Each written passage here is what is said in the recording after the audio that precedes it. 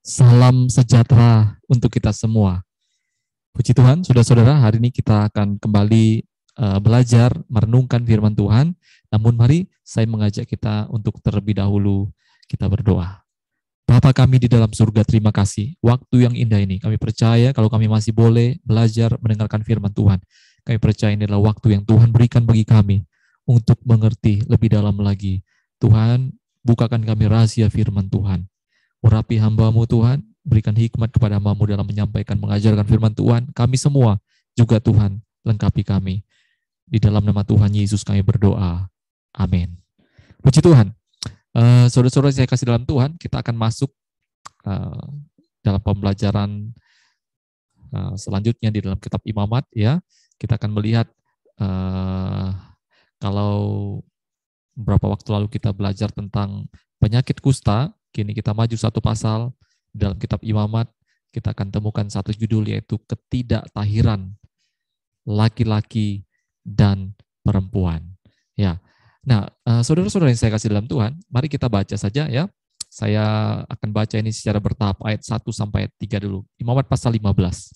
Tuhan berfirman kepada Musa dan Harun, "Berbicaralah kepada orang Israel dan katakan kepada mereka, apabila aurat seorang laki-laki mengeluarkan lelehan, maka najislah ia karena lelehannya itu. Beginilah kenajisannya berhubung dengan lelehannya itu. Bila auratnya membiarkan lelehan itu mengalir, atau bila auratnya menahannya, sehingga tidak mengeluarkan lelehan, maka itulah kenajisannya." Nah, saudara, ya, lelehan, saudara, ya, dan aurat. Aurat ini adalah bagian badan yang tidak boleh kelihatan, ya, atau lebih tepatnya disebut bagian kemaluan, saudara. Ya, bila auratnya membiarkan mengalir atau menahan, itu berarti ini dia mengeluarkan lelehan atau tidak keluar lelehan, tetapi dalam bentuk yang sudah membeku, saudara. Apa ini, saudara? Ini adalah sebuah, saya mohon maaf dalam bahasa-bahasa yang mungkin tidak lazim kita gunakan, ini sebuah penyakit. Ya, ini sebuah penyakit pada laki-laki, saudara.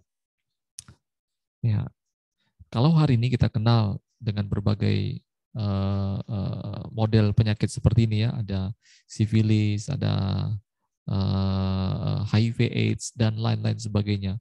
Nah, saudara, ya, penyakit ini ya menimbulkan gatal-gatal, ya, bintil-bintil timbul sampai yang bernanah ya, bernananya kalau berair ya dia akan keluar lelehan dan lain sebagainya. Saya pernah ya melihat ya dulu waktu saya bekerja ada anggota kerja kami yang mengalami hal yang demikian. Nah, saudara, juga saudara bisa melihat gambar-gambar ini atau berita-berita tentang ini ya, informasi ilmiah tentang ini saudara bisa temukan. Ya, saya sengaja tidak menampilkan gambar-gambar di sini. Saya tidak enak untuk menampilkannya, saudara bisa lihat, cek sendiri. Ini adalah bicara tentang penyakit, saudara, penyakit pada kelamin pria ya tentunya. Nah, saudara-saudara, kalau kita melihat penyakit-penyakit hari ini yang model seperti itu ya, berdasarkan teori ilmiah dan fakta-fakta di lapangan itu ditemukan, itu ada karena apa? Karena ada penyimpangan atau penyalahgunaan ya dari alat kelamin itu sendiri ya. Ya, sekarang saudara kenal ya, ada heteroseksual, ada biseksual, homoseksual, panseksual dan lain-lain sebagainya.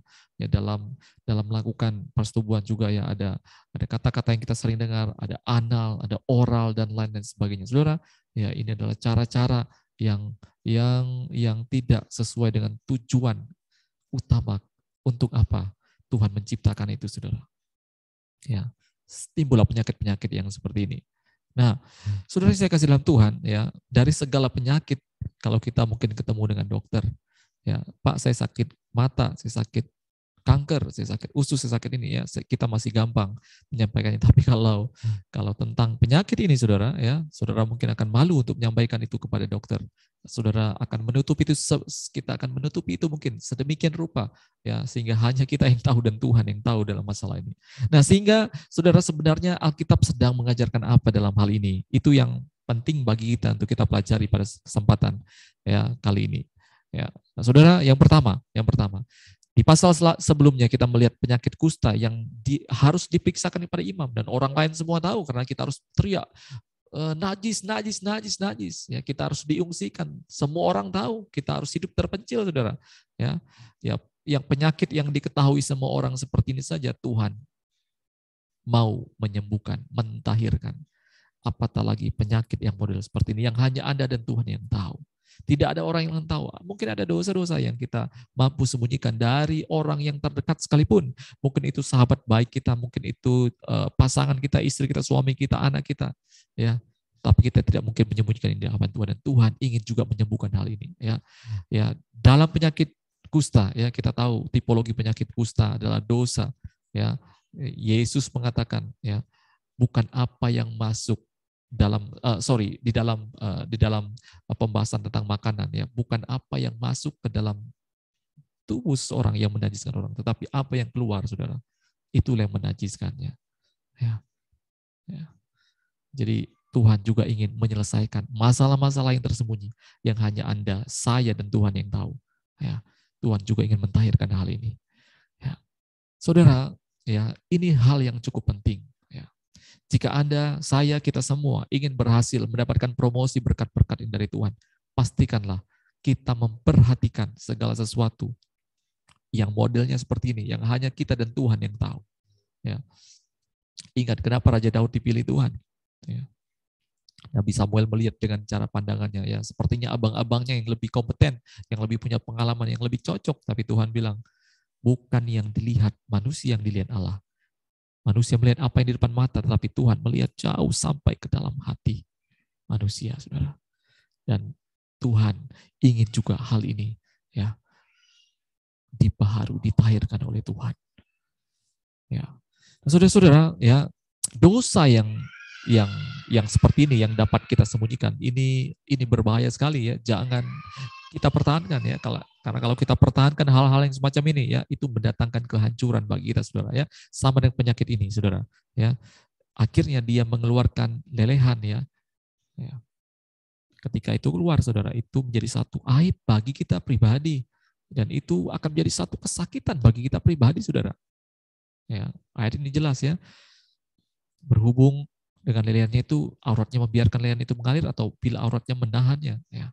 Ini akan menjadi satu yang menjadi aib bagi kita, dan itu menjadi sesuatu yang sakit bagi kita, saudara. Ya, dosa itu selalu datang dengan paketnya, ya. Raja Daud, ya, jatuh dalam dosa, dari mata turun ke hati, melakukan perzinahan dengan Batsheba. Setelah itu apa, saudara?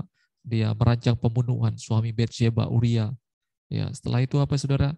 Ya, dosa datang dengan satu paket, saudara. Ya, anaknya harus mati, saudara. Ya, setelah anaknya mati, nanti berapa waktu kemudian, ketika anak-anaknya besar, anaknya mengkudetanya, saudara. Ya, Daud hidup dengan peperangan, ya, dengan tidak tenang, saudara, lihat hidupnya. Ya, dosa sekali lagi datang, ya. Kerajaan Israel juga pecah gara-gara, ya, dosa selalu datang dengan paketnya. Ya, jangan pertahankan. Maka itu ayat-ayat selanjutnya. Mari kita baca. Saya baca ayat 4, saudara. Setiap tempat tidur yang ditiduri orang yang mengeluarkan lelehan itu menjadi najis. Setiap barang yang didudukinya menjadi najis juga. Setiap orang yang kena kepada tempat tidurnya haruslah mencuci pakaiannya, membasuh tubuhnya dengan air, dan ia menjadi najis sampai matahari terbenam. Siapa yang duduk di atas barang yang telah diduduki oleh orang yang demikian haruslah mencuci pakaiannya, membasuh tubuhnya dengan air, dan ia menjadi najis sampai matahari terbenam. Siapa yang kena kepada tubuh orang yang demikian haruslah mencuci pakaiannya, membasuh tubuhnya dengan air, dan ia menjadi najis sampai matahari terbenam. Nah, singkat cerita, saudara, langsung saja saya lompat ayat yang ke-12. Kalau orang itu kena pada belanga tanah, itu haruslah dipecahkan, dan setiap perkakas kayu haruslah dicuci dengan air. Nah, dari ayat-ayat yang kita baca ini, dari 4 ayat 12, saudara. Ya, artinya apa, saudara? Ya, kita perlu hati-hati, tidak boleh kena, ya, menyentuh sesuatu barang atau orang lain, karena itu akan menjadi najis, saudara, ya. Dan ayat 12, ya, saudara perhatikan ayat 12 ini. Kalau orang itu kena pada belanga tanah, itu haruslah dipecahkan, dan setiap perkakas kayu haruslah dicuci dengan air. Saudara, belanga tanah itu bicara tentang kehidupan manusia, ya. Saudara kalau baca dalam Yeremia 18:4, 32:14, 2 Korintus 4:17, ya. Bejana tanah itu menggambarkan kehidupan manusia, saudara. Ya. Nah, saudara, ya, saya ingin katakan bahwa hati-hati, ya. Kalau kita terlibat dengan penyakit yang seperti ini, Ya, berdosa yang kita sembunyikan, yang mungkin hanya kita dan Tuhan yang tahu, orang lain tidak tahu. Tapi kalau kita menyentuh sesuatu hal yang kita sentuh, mungkin itu adalah yang kau sentuh anakmu, kau bersama dengan istrimu, temanmu, tempat kantormu, karirmu, dan lain sebagainya. Engkau perlu waspada, jangan-jangan engkau sudah menajiskan tempat itu, saudara. Kenapa tempat itu tidak diberkati Tuhan? Kenapa keluargamu tidak bisa mendapatkan kedamaian, kesejahteraan? Ya, kenapa kantormu penuh dengan pertikaian, penuh dengan, oh Tuhan, kebolongan-kebolongan dan lain sebagainya? Jangan-jangan karena kenajisan kita. Atau saudara sebaliknya, ada orang yang najis. Ya, kita salah pergaulan, kita berada dalam lingkungan yang seperti itu, saudara. Ya, cek, waspada. Ya. Bencana belang tanah itu juga bisa pecah. Kehidupan orang bisa pecah gara-gara kenajisan yang seperti ini. Kalau kita tidak sungguh-sungguh ya membasuhnya, mencucinya, saudara. Ya, dari ayat-ayat yang kita baca tadi, ya, semuanya berkata harus dicuci, harus dibasuh, jangan biarkan sampai matahari terbenam. Ya, itu artinya jangan berlama-lama, jangan sampai matahari terbenam, cepat selesaikan. Ya, pembasuhan kita tahu ya, pembasuhan itu bicara tentang ya di Perjanjian Baru, pembasuhan itu tipologi daripada pembaptisan, ya, penyucian, hidup yang baru, lahir baru, ya, ya. Mazmur 119 ayat 9. Dengan apakah seorang muda mempertahankan kelakuannya bersih dengan menjaga sesuai dengan firman-Nya? Ya, bagaimana cara bersih-bersih? Pakai firman Tuhan. Ya, setelah dibaptis pakai firman Tuhan, kita berdoa, Roh Kudus. Saudara, saya tidak tampilkan dan membacakan ayatnya, ya, hanya tampilan sedikit saja yang saya timbulkan kepada saudara. Saya jelaskan, saudara, ya. Pembasuhan itu dengan apa? Ya, setelah kita dibaptis, kita hidup baru, firman Tuhan harus menyucikan, membasuh kita, Roh Kudus. Ya, kehidupan kita beribadah dan lain sebagainya. Ya. Jadi kalau saudara ya setelah saudara kenal Tuhan, saudara sudah dibaptis, sudah dicucikan, saudara tidak pernah dibersihkan kembali dengan firman Tuhan, dengan Roh Kudus. Ya. Ini sangat berbahaya. Ini bisa berjatuh berkali-kali, saudara. Saudara bisa jadi sampai mati, sampai kita meninggalkan bumi ini, saudara. Ya, kita masih terikat dengan hal-hal yang demikian. Nah, bagaimana penyembuhan penyakit ini? Kita baca ayat seterusnya 13 sampai 15. Ya, ini perlu kesadaran kita, saudara. Ayat 13. Apabila orang yang demikian sudah bersih dari lelehannya, ia harus menghitung 7 hari lagi untuk dapat dinyatakan tahir. Lalu mencuci pakaiannya, membasuh tubuhnya dengan air mengalir, maka ia menjadi tahir. 7, saudara, angka sempurna. Berarti ada waktu yang sempurna. Ya, ada proses penyucian ini, ya. Kita berhasil keluar dari masalah ini, dari lubang dosa kita, ya, dengan kesempurnaan waktunya Tuhan. Kita berhasil, saudara. Kita harus memastikan lagi, cuci bersih pakaian kita, ya. Basuh, saudara. Ya, jangan kembali ke dalam hidup yang lama. Orang yang sudah mandi, sudah bersih-bersih, ya masa kita masuk dalam kubangan lagi, saudara. Ya, ayat 14. Pada hari yang ke-8, ya, ini sama dengan seorang anak lahir laki-laki pada hari ke-8, ya. Ya, apa yang harus dilakukan, saudara? Ia harus mengambil 2 ekor burung tekukur atau 2 ekor anak burung merpati dan datang ke hadapan Tuhan ke pintu kemah pertemuan dan menyerahkan burung-burung itu kepada imam. Ya, lalu imam harus mempersembahkannya yang seekor sebagai korban penghapus dosa dan yang seekor lagi sebagai korban bakaran. Saudara, apa yang harus dilakukan? Yang pertama, dia harus cari imam. Ya, bawa 2 hal yang penting. Korban penghapus dosa dan korban bakaran. Ya, kita menyadari kita orang berdosa. Korban penghapus dosa saya sudah pernah jelaskan. Korban bakaran juga sudah saya pernah jelaskan, saudara. Korban bakaran adalah korban pertama kali kita kembali kepada Tuhan. Kita menyerahkan seluruh ya gambar binatang yang dibakar semuanya. Tuhan ingin semuanya. Ya, kita sudah tahu kita berdosa, diselamatkan Tuhan. Kini hidup kita dipakai untuk seluruhnya, untuk kemuliaan bagi nama Tuhan. Korban penghapus dosa, korban bakaran. Dan lewat siapa, saudara? Lewat imam. Imam adalah imam besar agung. Ya, dosa diselesaikan oleh imam besar agung kita, Yesus. Tapi hari ini, saudara, imam bicara tentang komunitas kita, saudara. Ya, karena kita orang percaya juga dipanggil sebagai imam-imam Tuhan, imamat rajani. Ya, komunitas kita, perhatikan komunitas imam atau komunitas iman, saudara. Ya, nama orang iman. Ya, ini penting sekali, saudara. Ya, ini langkah-langkahnya. Saudara sudah lewati proses dibersihkan Tuhan. Cari komunitas yang seiman. Ya, orang-orang percaya. Ya, hamba Tuhan, anak-anak Tuhan. Saudara harus menyadari saudara sudah terlepas dari dosa. Saudara kini hidup saudara persembahkan korban bakaran, ucapan syukur. Hidup saudara jadi hidup yang mempersembahkan seluruh hidup saudara bagi Tuhan. Hidup saudara bukan hidup saudara, tapi Tuhan yang hidup di dalam dirimu. Inilah proses bagaimana kalau saudara ingin sembuh.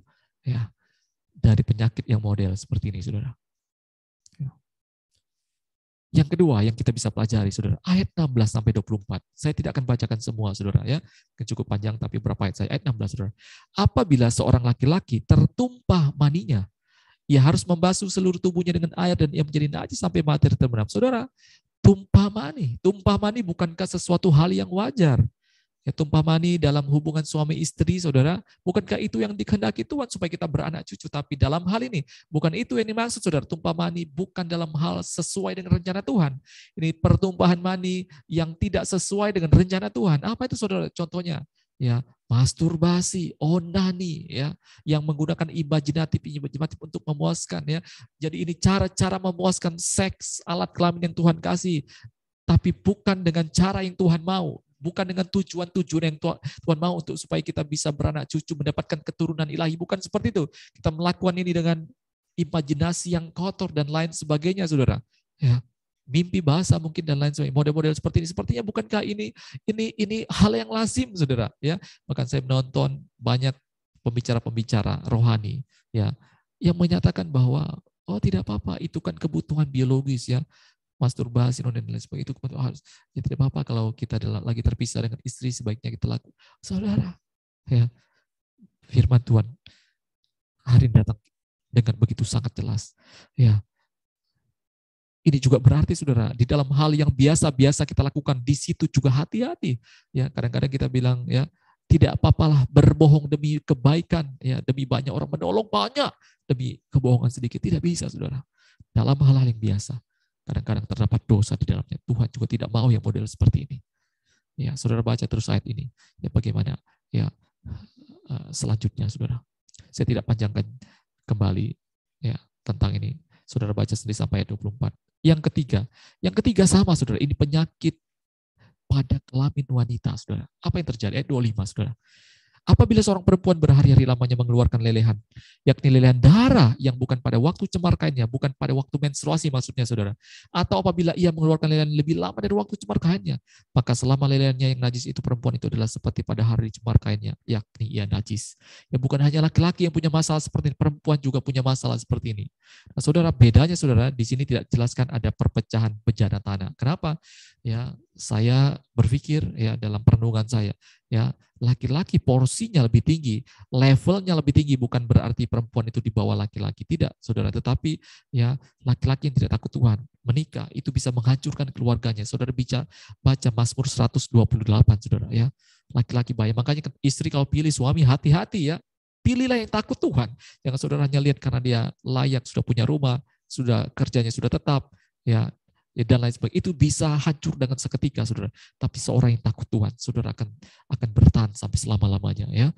Saudara benar-benar harus, untuk wanita, hati-hati dalam hal ini. Nah, saudara, ya, kasus-kasus, ya, penyelesaiannya hampir sama dengan penjelasan saya tentang laki-laki tadi, ya, perbedaan antara kasus wanita dan pria. Tetapi yang saya perhatikan di sini, ya, penyakit ini kalau kena, saudara, apa yang terjadi?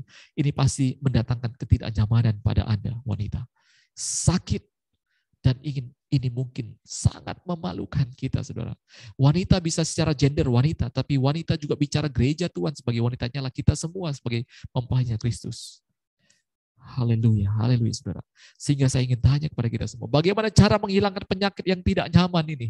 Ya, dosa kalau sudah dipegang, kalau saudara sudah tekun di dalamnya, saudara pasti merasa tidak nyaman, saudara. Ini sakit, ini memalukan dalam hidup kita, ini menjadi aib. Kemarin pun saudara pergi, saudara tidak nyaman. Ada selalu gangguan, goncangan, kebocoran ini dan lain-lain sebagainya. Ya, saudara coba memperbarui tapi tidak barui. Mungkin Anda tempel tapi tetap bocor. Mungkin Anda tampal tapi di dalamnya busuk, saudara.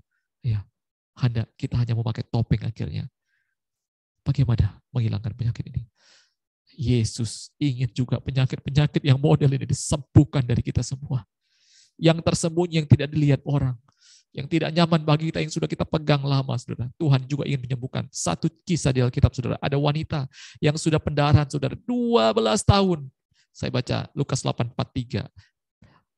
Adalah seorang perempuan yang sudah 12 tahun menderita pendarahan dan yang tidak berhasil disembuhkan oleh siapapun. Saudara, 12 tahun, saudara. Ya, Anda yang menstruasi, wanita yang lebih dari waktu sebiasa, Anda sudah tidak nyaman. 12 tahun saya percaya ini adalah satu penyakit yang tidak nyaman sekali, saudara. Mungkin ini sebuah malu, ya, tidak bisa berinteraksi, mungkin tidak punya untuk berpasangan dan lain sebagainya. Ini sesuatu yang, saudara, ini sangat tidak nyaman. Ini menghilangkan damai sejahtera. Bahkan wanita ini kalau orang kaya, saya pikir mungkin sudah banyak uangnya habis, mungkin dia sudah jatuh miskin. Kenapa? Dia coba mencari segala macam tabib, tetapi tidak sembuh. Anda juga mungkin demikian. Anda coba berbagai cara, tapi tidak sembuh. Tapi hari ini saya ingin kasih tahu Anda, pengalaman perempuan ini. Imannya, saudara, dia katakan bahwa asal ku jamah saja jubah Yesus, aku akan sembuh. Ya, Anda mau? Apakah Anda mau? Ya, apakah Anda mau Anda disembuhkan Tuhan, dipulihkan Tuhan, keluarga Anda dibaharui Tuhan, hidup Anda dipulihkan, bukan ditempel, ya, bukan hanya dipoles, tapi Anda dibaharui, diberikan hati yang baru, hidup yang baru, hidup yang dibebaskan dari setiap keterikatan, saudara. Maka hari ini saya berdoa kepada Tuhan melalui firman Tuhan yang saya sampaikan. Saudara dengarkan baik-baik. Ya, punya iman. Asal ku jamah saja juga cobamu Tuhan, aku akan sembuh. Apapun yang menjadi penyakitmu, apapun yang menjadi keterikatan dosamu, imani. Tuhan, aku perlu Engkau Tuhan saat ini. Aku perlu Tuhan. Aku sudah coba dengan berbagai cara Tuhan. Aku tidak mampu, aku perlu Engkau Tuhan. Saudara imani, saudara. Saudara baca ayat ini seterusnya, saudara. Yesus berkata, ya imanmu menyelamatkan engkau. Ya. Banyak orang yang percaya kepada Tuhan, dibaptis, ya, berbalik kepada Tuhan, saudara. Tetapi Yesus berkata, dan firman Tuhan memberikan data-data yang akurat. Ya, iman tanpa perbuatan itu mati. Saudara boleh punya iman berbalik sama Tuhan, tapi saudara tidak pernah baca firman Tuhan, tidak pernah bergereja, tidak pernah mengalami Tuhan langsung melakukan firman Tuhan, saudara. Ya, itu menjadi satu kesia-siaan. Maka hari ini imani seluruh firman Tuhan yang datang kepadamu. Engkau imani, engkau lakukan. Aku percaya engkau akan sembuh di dalam nama Tuhan Yesus. Haleluya, haleluya. Mari saudara tundukkan kepala kita berdoa. Di dalam nama Tuhan Yesus, Tuhan, kiranya firman Tuhan ini meneguhkan kami, menyembuhkan kami. Iblis yang mencuri, membunuh, membinasakan kami patahkan, hancurkan di dalam nama Tuhan Yesus. Segala keterikatan kami, belenggu-belenggu kami patahkan di dalam nama Tuhan Yesus. Kami percaya ketika kami datang kepada Tuhan meminta pertolongan Engkau Tuhan, dengan iman kami percaya Engkau datang kepada kami, Engkau menyembuhkan kami, memberikan kami jalan-Mu Tuhan, untuk kami boleh ada di dalam-Mu. Terima kasih Tuhan. Di dalam nama Tuhan Yesus kami berdoa. Amin. Puji Tuhan, saudara. Tuhan Yesus memberkati kita semua.